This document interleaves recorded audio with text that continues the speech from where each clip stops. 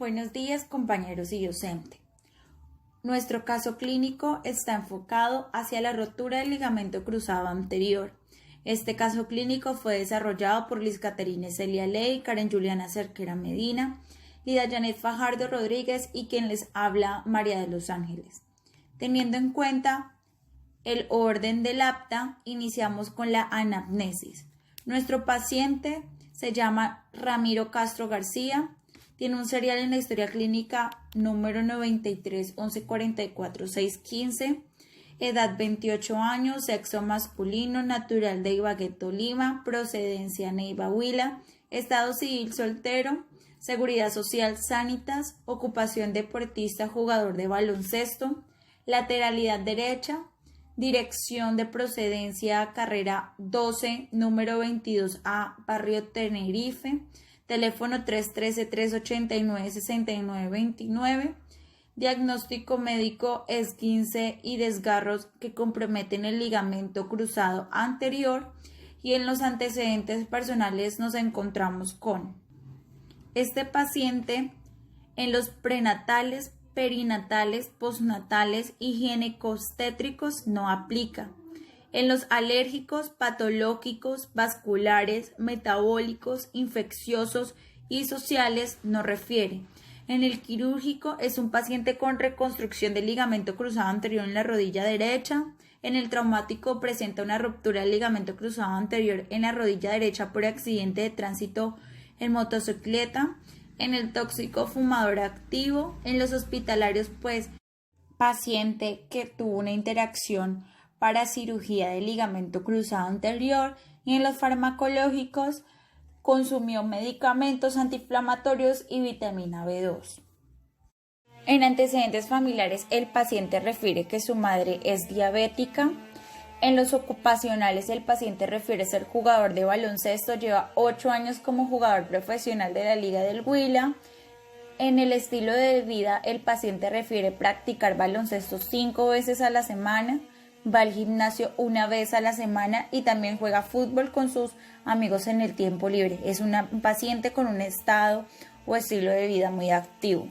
En el aspecto sociofamiliar, el paciente refiere que actualmente convive con sus padres y su hermana menor.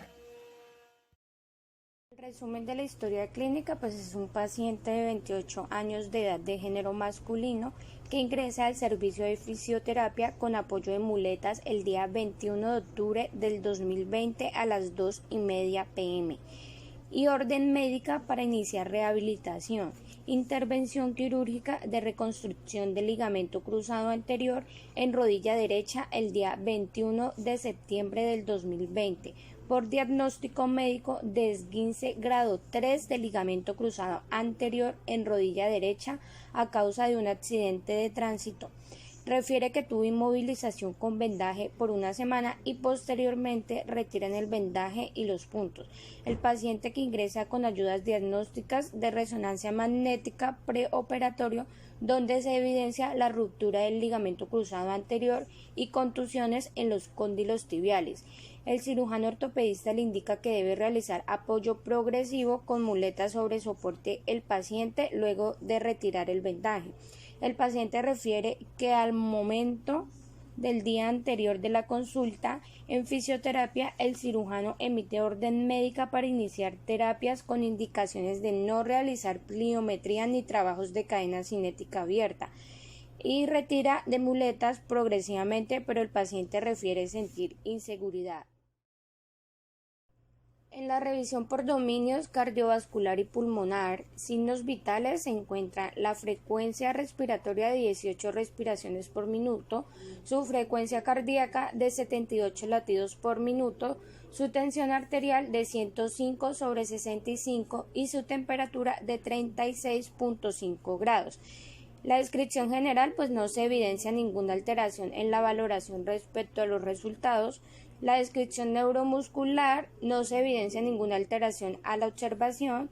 La descripción osteomuscular se observa en el paciente al ingresar una alteración en la marcha y ayudas externas de muletas para su ejecución. En la descripción integumentaria se observa en el paciente al ingresar múltiples cicatrices de costra en miembros superiores y las cicatrices de la cirugía en la rodilla. La descripción de habilidades comunicativas, pues el paciente que maneja entendimiento y articulación de las palabras de manera correcta. En cuanto al test y medición fisioterapéutico, encontramos la categoría de medición de deficiencias cardiopulmonares. Aquí se encuentran las características antropométricas, las dimensiones corporales, la medida real y aparente y la circulación. En las dimensiones corporales encontramos que el peso de nuestro paciente son 78 kilogramos, su talla es 1,82 centímetros y el índice de masa corporal es de 23,54.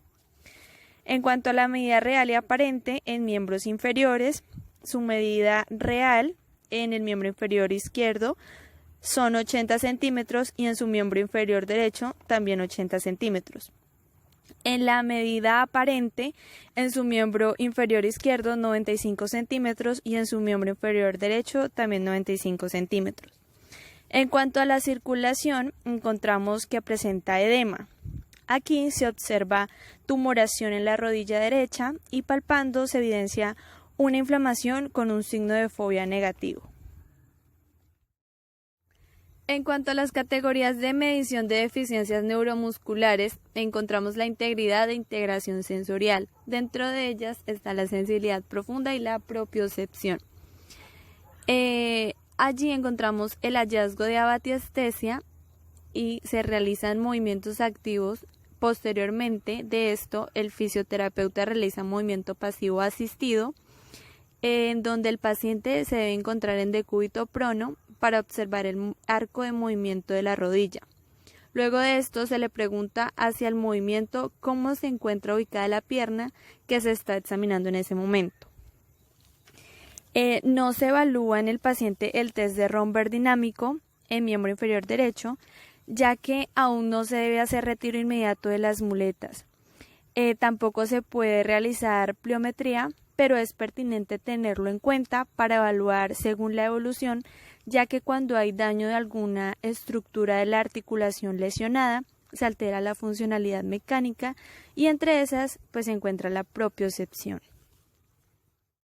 La categoría de medición de deficiencias osteomusculares en integridad articular y movilidad, específicamente en deformidades, encontramos que durante la palpación se evidencia inflamación en la rodilla derecha a causa del posoperatorio, generando limitación del movimiento a la flexoextensión.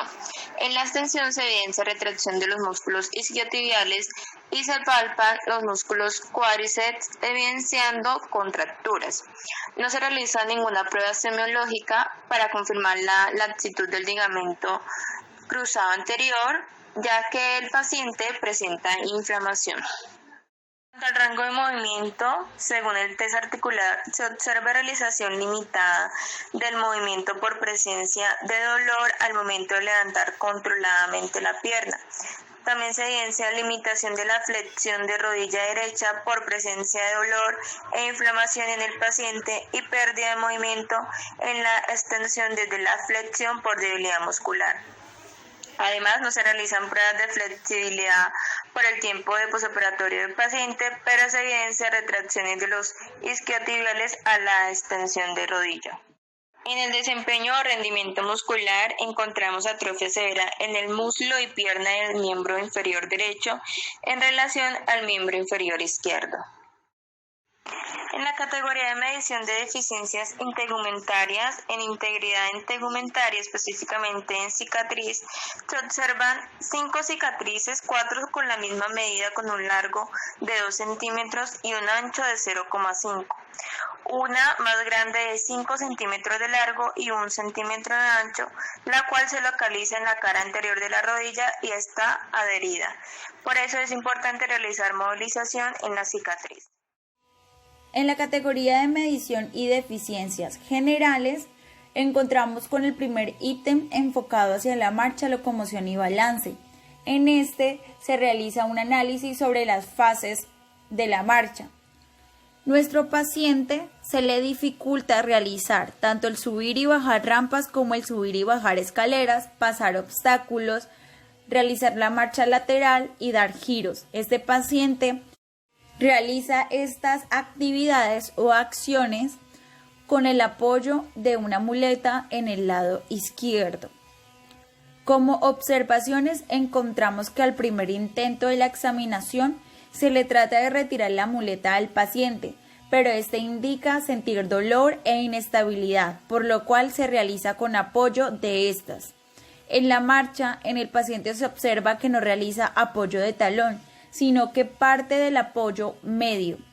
A la fase de voleo, luego del despegue de los dedos, no realiza bien la flexión de rodilla por limitaciones del movimiento y altera la aceleración y desaceleración para volver al apoyo del talón del miembro inferior derecho. En esta misma categoría se le evalúa el dolor a nuestro paciente, el cual presenta un dolor localizado en la cara anterior de la rodilla por debajo de la rótula. Es de tipo profundo y localizado. La intensidad de este dolor, el paciente refiere que este dolor es de número 5 según la escala análoga visual. Con una frecuencia refiere que le duele en las noches y cuando camina trayectos largos aún con el uso de las muletas. El tiempo de evolución es crónico por la persistencia del dolor en la relación al tiempo del posoperatorio. En los factores que lo aumenta con las temperaturas bajas al realizar los movimientos funcionales de la rodilla y a la flexión de cadera, al apoyar la pierna sin uso de muleta y al caminar trayectos largos. En factores que lo disminuyen, encontramos la toma de analgésicos para disminuir este dolor cuando es muy intenso y se coloca paños de agua tibia.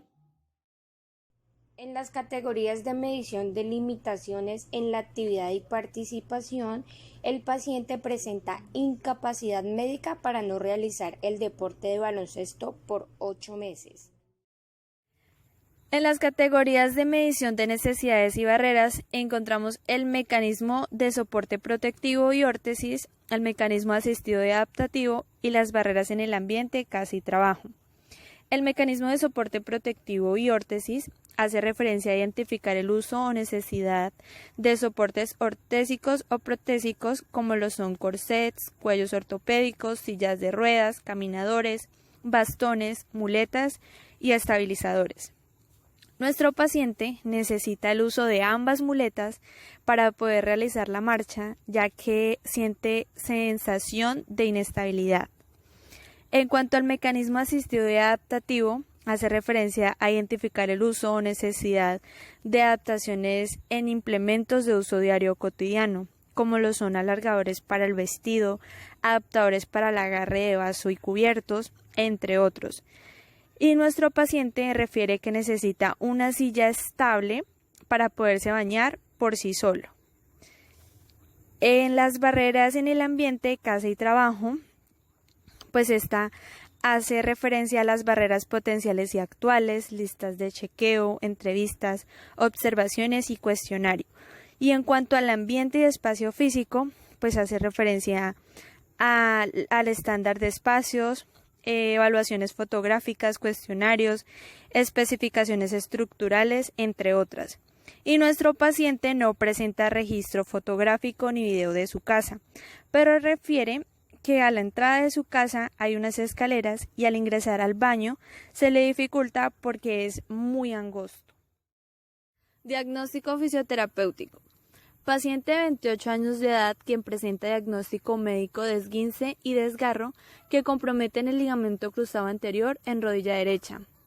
Ante la examinación fisioterapéutica por sistemas, se evidencia limitación en la funcionalidad relacionado con la movilidad, específicamente de la articulación en la extremidad inferior.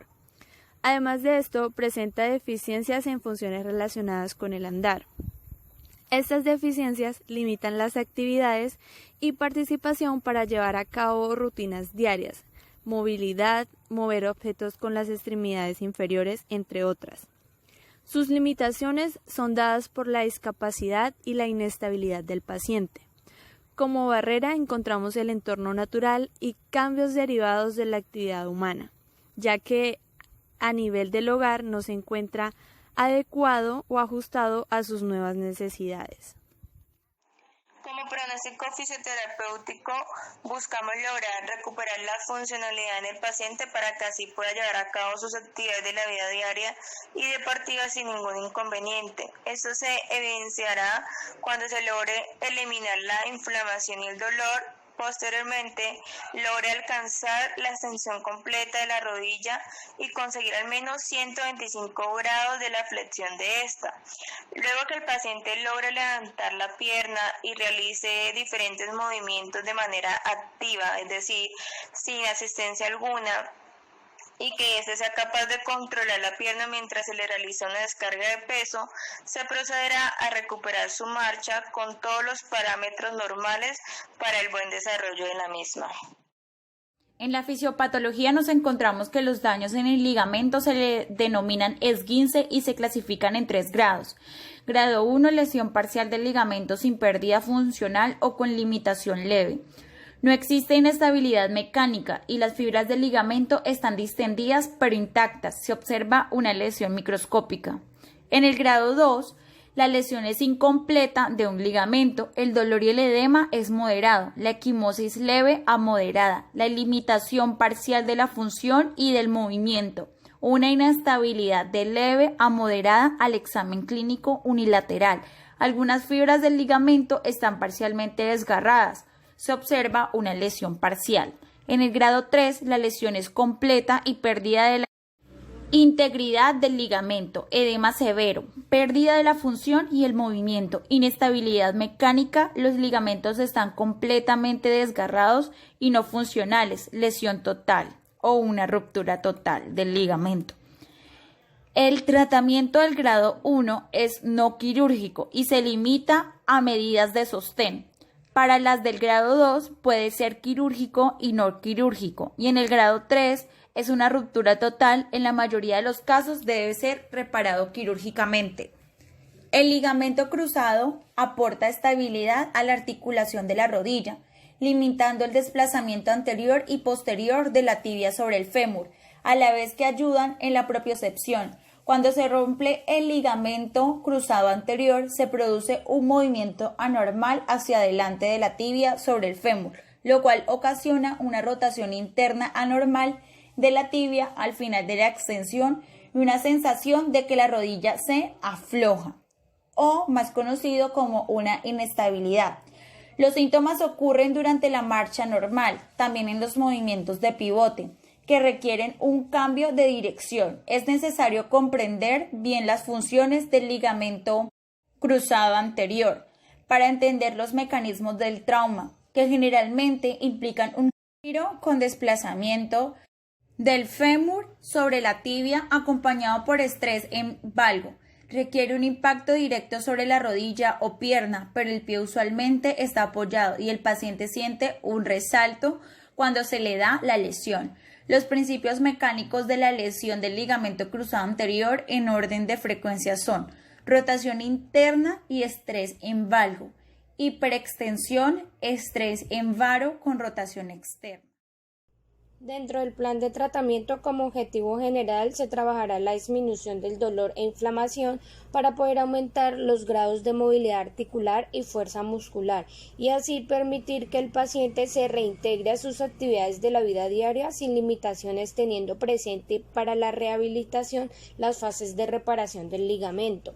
Dentro de los objetivos específicos, como primero, tenemos eliminar el dolor y la inflamación, recuperar los grados de movilidad funcional normal, extensión, flexión de la rodilla de manera activa sin dolor, la capacidad de levantar y bajar la pierna controladamente sin asistencia, restaurar el apoyo en el suelo de la pierna intervenida quirúrgicamente sin sentir inestabilidad y normalizar la marcha sin ayuda de muletas.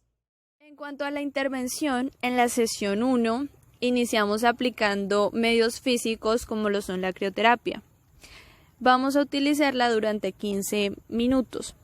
La explicación neurofisiológica es que produce una vasoconstricción ocasionando una disminución del flujo sanguíneo, haciendo un barrido de las sustancias halógenas que son las que ocasionan el dolor en la zona a tratar. También produce un efecto de relajación, ya que los receptores del frío reciben la información y ésta viaja a través de unas fibras ascendentes de conducción más rápida al asta posterior de la médula espinal. También utilizamos la termoterapia durante 10 minutos, ya que produce una vasodilatación en la zona, aumentando el flujo sanguíneo y contribuyendo a la llegada de los mediadores de la inflamación, específicamente los preformados.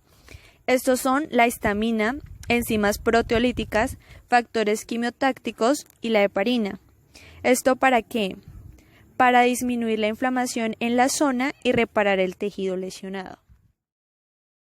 Utilizamos el ultrasonido en modalidad continua, ya que genera un efecto térmico en la zona, recibiendo la información térmica mediante los receptores de Ruffini, donde la información será llevada por las neuronas sensitivas A-omega o 3, donde la información viaja más rápido al asta posterior de la médula espinal, que es las neuronas sensitivas tipo C, que son las del dolor.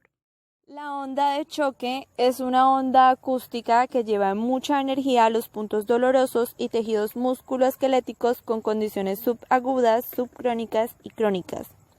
Su energía promueve la regeneración y procesos reparativos de huesos, tendones, ligamentos y otros tejidos blandos. Estas ondas se caracterizan por el cambio de salto de la presión de gran amplitud y corta periodicidad.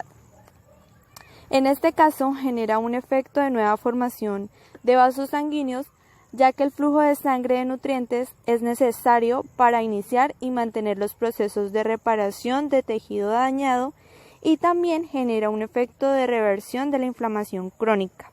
Es decir, los mastocitos son uno de los componentes clave del proceso inflamatorio. Su actividad puede aumentar mediante el uso de ondas acústicas penetrantes. La producción de una cantidad suficiente de colágeno es condición previa y necesaria para los procesos de reparación de daños musculoesqueléticos y de estructuras ligamentosas. También utilizamos el desplazamiento mínimo, pero siempre con muletas. Utilizamos ejercicios como elevación de la pierna con extensión de rodilla y ejercicios activos de extensión de rodilla con contracción del cuádriceps, es decir, ejercicios de isometría. En este ejercicio se aprecia la contracción muscular, pero no se realiza movimiento de la articulación. Por lo tanto, el músculo está trabajando, pero la articulación no se mueve, con lo cual no sufre. Este ejercicio es ideal en caso de que haya algún problema que impida o haga poco recomendable la movilización de la articulación. El ejercicio isométrico sirve para mantener la fuerza y evitar que haya una excesiva pérdida de musculatura en periodos de inmovilidad. Durante la sesión 2 vamos a implementar 4 técnicas o movilizaciones. Una es la electroestimulación muscular del cuádriceps, la cual es un medio de entrenamiento de la fuerza, ya que provoca una tensión muscular por medio del electroestimulador, el cual reemplaza la acción del sistema nervioso. Es por eso que cuyo objetivo es el de movilizar los músculos, ligamentos y tendones como si estuviesen haciendo ejercicios de forma intensiva. Con ello se trata de fortalecer todos ellos y acelerar el restablecimiento de la movilidad y la recuperación del tono muscular. Al eliminar o reducir el dolor con la aplicación del TENS, se elimina una barrera esencial para mover la articulación con una mayor extensión, lo cual permitiría fortalecerla. El ENS, por su parte, refuerza el tono muscular y por tanto la estabilidad de la rodilla. Con ello, contribuye también a reducir gradualmente la presencia del dolor. En cuanto a la colocación de los electrodos, uno va sobre el punto motor del músculo y el otro sobre el músculo que se va a estimular. Estos deben ir separados por lo menos 5 centímetros entre sí para evitar que se aproximen demasiado cuando el músculo cambia de forma durante la contracción. La segunda es la movilización de la patela. Esto evita que se forme tejido fibroso alrededor de la rótula y que existan adherencias que limiten el movimiento, ya que la rótula es el punto de apoyo, aumentando el brazo de la palanca del cuádriceps, disminuyendo la rigidez articular de la rodilla y reduciendo el dolor. La tercera es la extensión con apoyo de un cojín en la zona poplitea. El paciente debe estar de decúbito supino, realizando presiones al cojín contra la camilla en la zona poplitea, evitando que haga una hiperextensión de la rodilla. Se realizan de 3 a 5 veces durante 10 segundos. Con esto vamos a ganar movilidad hacia la extensión y vamos a generar fuerza muscular en el cuádriceps sin necesidad de hacerlo de pie, ya que genera inestabilidad al paciente. La cuarta es el deslizamiento del talón con asistencia. El paciente debe estar de decúbito supino, deslizar lentamente el pie hacia el glúteo, es decir, hacia una flexión de rodilla, y se mantiene en la posición durante 5 o 10 segundos. Luego desliza el pie hacia adelante, es decir, genera una extensión de rodilla. Esto se realiza de 15 a 25 repeticiones según la tolerancia del paciente. Con esto vamos a lograr mejorar la movilidad articular de la rodilla sin generar ninguna carga en los músculos del cuádriceps e isquiotibiales, los cuales son los encargados de dichos movimientos a trabajar, pero sí vamos a ganar mucha flexibilidad en ellos. Sesión 3. Aumento del arco de movilidad hacia la flexión de rodilla con movilidad activa y pasiva asistida. Se le realiza una repetición de 3 a 4 veces con cada pierna. El paciente se posiciona en decúbito prono sobre la camilla, flexión de rodilla de manera activa hasta donde pueda realizar el paciente. Posteriormente, el fisioterapeuta realiza un movimiento de flexión en la rodilla del paciente de manera pasiva asistida, hasta donde se limite. Debe realizarse en cada sesión de manera progresiva, según tolerancia, sosteniendo 20 segundos por cada pierna. Este ejercicio favorece la ganancia de flexibilidad en los músculos del cuádriceps y una ganancia de elasticidad en el ligamento cruzado anterior, favoreciendo la vascularización para su reparación. Es un movimiento controlado y no brusco, donde las fibras del colágeno y la elastina del ligamento van a formar de manera correcta, evitando una formación de tejido fibroso y una elongación exagerada que pueda ocasionar daños no deseados. El segundo es la flexión-extensión de rodilla con resistencia de banda. Se realiza de 6 a 7 repeticiones. El paciente se posiciona en decúbito prono sobre la camilla con la utilización de un TheraBand de mínima resistencia, según el laboratorio, en este caso color azul. El fisioterapeuta ajusta esto a la camilla y ubica el TheraBand sobre el cuello del pie por la cara posterior. Se realiza una flexión hasta la tolerancia del paciente, sosteniendo 12 segundos y luego una extensión de rodilla. Esta es una técnica de estiramiento y fortalecimiento, es decir, en flexión mientras los cuádriceps se fortalecen, los isquiotibiales ganan flexibilidad y en extensión ocurre lo contrario. Esto se realiza con el fin de adaptar a los músculos nuevamente a su función principal. En cuanto a la movilidad, esta técnica ayudará a recuperar el arco de movimiento hacia flexión. Dentro de la sesión 4 se van a trabajar 2 ejercicios. El primero es la descarga de peso bipodal y monopodal durante 2 a 3 minutos. Los pies deben de estar separados y las rodillas ligeramente dobladas. Se le pide al paciente que cambie su peso de un pie a otro y mantenga la posición durante 5 a 10 segundos. Estos ejercicios permiten controlar la pierna durante cada descarga del peso, evitando una sensación de inestabilidad. Lo que ocurre es que debido al tiempo de inmovilización del paciente y el uso de las muletas por un largo tiempo, provocando una disminución de información a la corteza sobre la ubicación y posición del cuerpo en el espacio, el ejercicio va a permitir un reaprendizaje de algo que se dejó de hacer por motivos de la incapacidad para realizarlo debido a la lesión, generando sinapsis y llevando información. También se va a trabajar cambios de peso diagonal, 2 a 3 series de 15 a 20 repeticiones. Se va a colocar la extremidad afectada delante de la no afectada, manteniendo una distancia considerable. Todo el peso irá primero sobre la extremidad no afectada y la extremidad afectada solo tocará el talón en el piso. A medida que se desplace el peso hacia la extremidad afectada, poco a poco dejará que todo el pie entre en contacto con el piso y flexione ligeramente la rodilla. Esta postura se deja unos 5 segundos y luego se vuelve a la posición de partida. Este ejercicio se realiza con la finalidad de ir distribuyendo el peso al miembro inferior afectado para acoplarlo al peso corporal para que posteriormente en la marcha el paciente no tenga una sensación de inestabilidad. En la quinta y última sesión aplicamos la hidrocinesiterapia, marcha y natación. Esta es la aplicación de la cinesiterapia en medio acuático, ya que se aprovechan las propiedades térmicas y mecánicas del agua. Es donde se incluyen ejercicios que producen un desplazamiento de todo el cuerpo, como la natación y la marcha. Y por otro lado, los ejercicios de uno o varios segmentos corporales, estando el paciente estabilizado en una determinada posición, como sentado o con flotadores. Durante la realización de los mismos, el paciente tiene la facilidad y la fuerza de controlar la amplitud del movimiento, la dirección, la velocidad de ejecución, mejorando la estabilidad.